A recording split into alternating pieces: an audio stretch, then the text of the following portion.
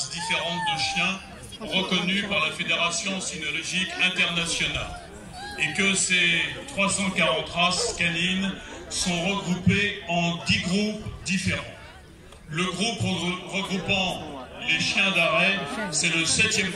Il existe 36 races différentes de chiens d'arrêt, divisées en 2 sous-catégories, les chiens d'arrêt continentaux que sont les braques, les épagnols, les griffons et les dratards, et les races britanniques composées des setters et des pointers. Il existe dans le 8e groupe, le groupe réservé aux lovers, broussailleurs et retrievers, 22 races différentes de ce 8e groupe. Bien entendu, ici, un atelier, je vais le présenter de façon pédagogique. C'est autour du cerf. Bien entendu, ici, une grande majorité des races sont présentes, mais pas la totalité. Tous les éleveurs qui vont vous présenter leur race en statique, le souci d'élégance, c'est qu'à la fois les présentatrices et les bleus ont exactement la même couleur de t-shirt. Bravo, messieurs, mesdames, pour l'élégance. Merci à vous. La Nex, dans quelques instants en compagnie de Sébastien, sur le stand de l'ONF. Les braques du Bourbonnais, c'est une ancienne race de braques continentaux qui avait quasiment disparu il y a une trentaine ou une quarantaine d'années. Et grâce à la sélection d'une poignée de passionnés, a été en morphologie et en concours de travail différentes, soit lit de vin, soit fleurs de pêcher. Jeune homme et monsieur, merci beaucoup.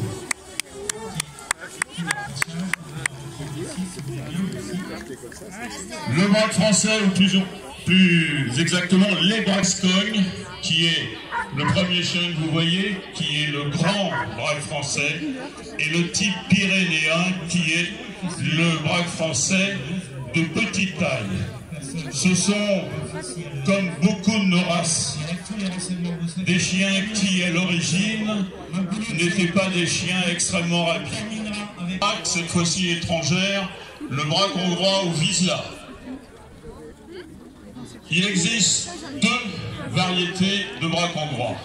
Une race à poil ras qui est présente devant vous et une race à poil dur qui est absente. Le Vizsla à poil dur est issu d'un croisement entre un poil ras et un dratar. C'est un chien qui est extrêmement élégant. Le Germien, c'est une race qui a été créée en 1830 par le croisement d'un pointer et d'un braque français. C'est une race régionale, puisque cette race a été sélectionnée et élevée en forêt de Compiègne. C'est un demi-sang reconnu par les instances de la cynophilie officielle, puisque c'est une race où les croisements avec le pointer sont admises. C'est une race avec un effectif moyen de naissance aux mains d'une bande de passionnés qui, depuis quelques années, nous revoyons réapparaître en concours de travail avec beaucoup de succès. Mesdames, merci beaucoup. Italien. Les braques italiens, vous voyez que c'est une construction un petit peu plus lourde, avec des tissus un petit peu plus mous. Ce sont des chiens qui sont utilisés en Italie et sélectionnés en Italie, avec une particularité tout à fait originale, puisque ce sont des trotteurs. C'est-à-dire qu'en action de chasse, le braque italien, on exige dans les concours de travail que le braque italien trotte et non pas galope. Ce sont des modèles de chiens qui sont utiles des qualités de travail. Et lorsqu'un titre de champion de beauté est décerné à un chien, c'est qu'il se rapproche le plus possible de l'idéal décrit par le standard de la race.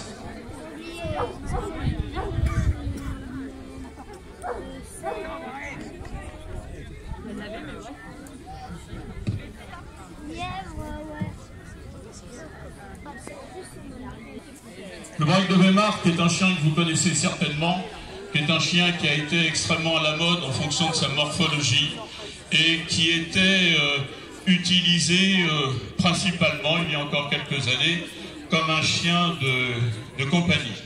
C'est un chien avec une robe de couleur caractéristique, donc une robe soit souris, soit chevreuil.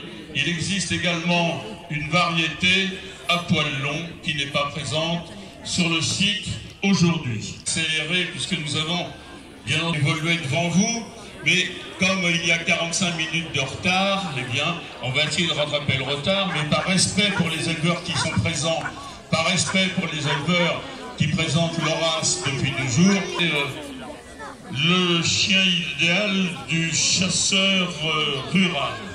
C'est un chien qui possède un sous-poil laineux qui lui permet d'être efficace et de pouvoir évoluer dans tous les milieux, même les plus difficiles, et dont le standard appartient à la France. Donc c'est un chien parfaitement européen qui donne beaucoup de satisfaction sur le site. Le championnat de France de la race. Et nous avons ici 2 races presque apparentées, le Drahthaar présenté par M. Lamarre et un barbu tchèque qui sont des cousins germains avec un peu de choses près la même morphologie, quelques différences peut-être de poils ou de sous-poils. Ce sont des chiens qui sont rustiques. Spaniel breton est avec le setter anglais dans les races britanniques le chien d'arrêt le plus utilisé au monde. Gaston Pouchin, qui a été un grand président de la race, avait coutume de dire que nous trouvions dans les bagnoles bretons un maximum de qualité dans un volume minimum.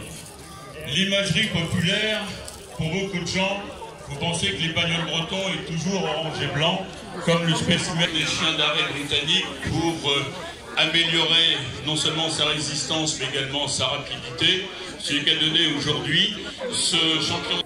Les épagnols français. Donc les épagnols français, c'est une très vieille race d'épagnols.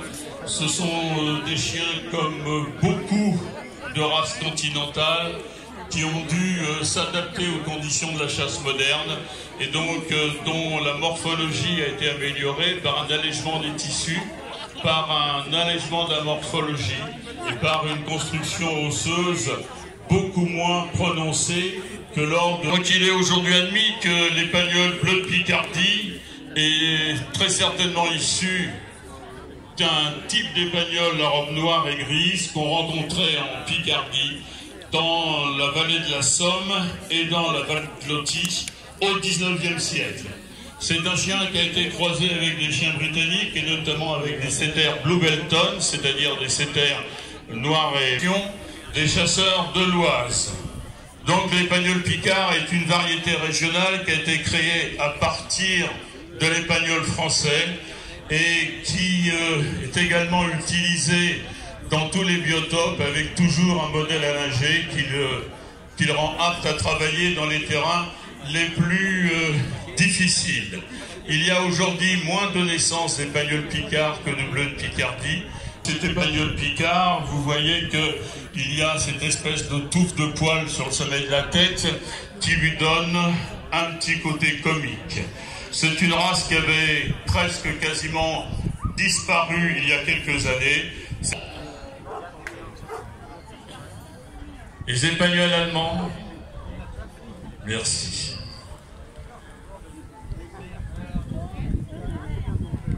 Donc les épagnols allemands, ici vous avez un lot de petits Münsterländer. Donc ce sont des chiens d'arrêt qui sont aujourd'hui extrêmement à la mode. Ce sont d'excellents retrievers et c'est le compagnon idéal de tous les chasseurs qui recherchent un chien utilisable sur différents types de chasse. Au départ, c'est un chien d'arrêt qui aujourd'hui est extrêmement utilisé dans la chasse du grand gibier. Il a un petit peu d'étreur, mais qui n'est pas présent aujourd'hui parmi nous. Très beau lot de Münster, merci beaucoup.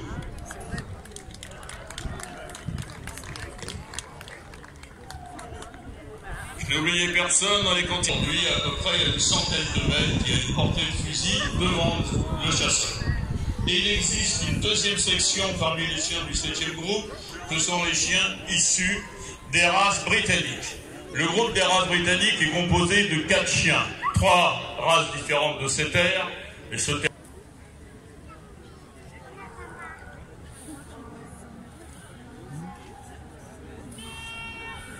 Le setter anglais est, avec l'Épagneul breton, le chien d'arrêt le plus utilisé dans le monde.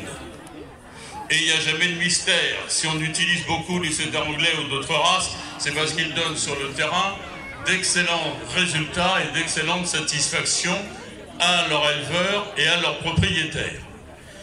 Visuellement, les chiens d'arrêt qui sont debout avec une patte levée à l'arrêt, ce n'est pas le cas du setter, parce que comme leur nom l'indique, le setter, dont le nom provient du mot anglais to set, qui signifie s'aplatir, eh bien le setter anglais à l'arrêt est soit semi-écrasé, soit complètement couché à l'arrêt en présence d'oiseaux.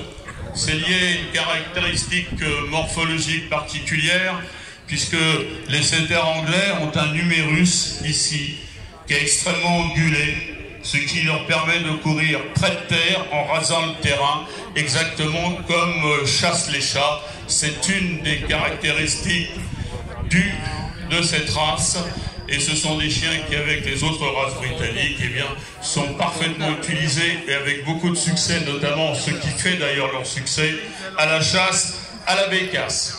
Merci madame, merci monsieur. Autre race de setter, les setters Gordon. À propos du setter anglais, je voudrais rajouter un mot. J'entends quelquefois parler de setter Lavrac. Ça n'existe pas un setter Lavrac. Ça n'a jamais été une race à part, le setter Lavrac. Monsieur Lavrac était l'éleveur qui a sélectionné, qui a façonné les setters anglais. Mais il n'y a pas de race setter Lavrac, ça n'existe absolument pas. Ce sont des setters anglais de coloris différents, mais ce sont des setters anglais. Les setters écossais, donc les setters Gordon.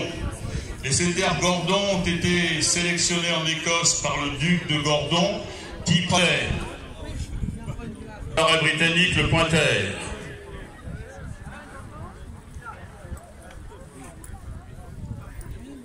Le pointer qui est le pur sang des chiens de chasse.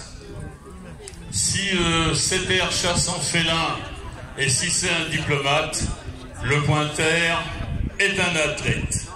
C'est le seigneur de la plaine, c'est le seigneur des grands espaces. C'est un chien qui est lié à la fois la puissance donnée, la force et l'élégance. Contrairement au setter qui arrête couché, tout set, le pointer arrête debout, to point.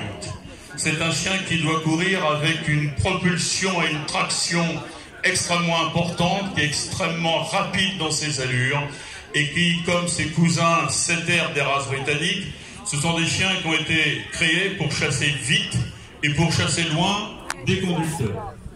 Il y a une discipline particulière dans nos concours de chiens d'arrêt qui s'appelle la grande quête.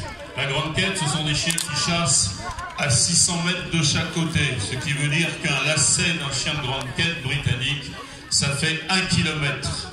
Ce sont des chiens qui sont des machines à chasser. Bien entendu, on ne peut pas les utiliser dans tous les biotopes. C'est le cas de l'ensemble des races qui sont présentes ici. On ne choisit pas un chien en fonction de sa couleur, en fonction de son poil, mais on doit choisir un chien d'arrêt en fonction du biotope dans lequel on chasse et en fonction, bien entendu, du gibier que l'on chasse. Qui ont fait peur très longtemps aux chasseurs de chasse pratique, car il faut, je dois le reconnaître, être une fine cravache pour pouvoir les utiliser en tant que tels à la chasse, et il faut très souvent, eh bien, une main de velours pour obtenir la quintessence de leur qualité de chasse. Merci messieurs.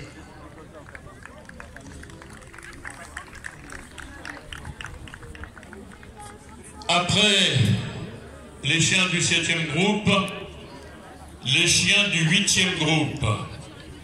On va commencer par une race extrêmement rare, qui est un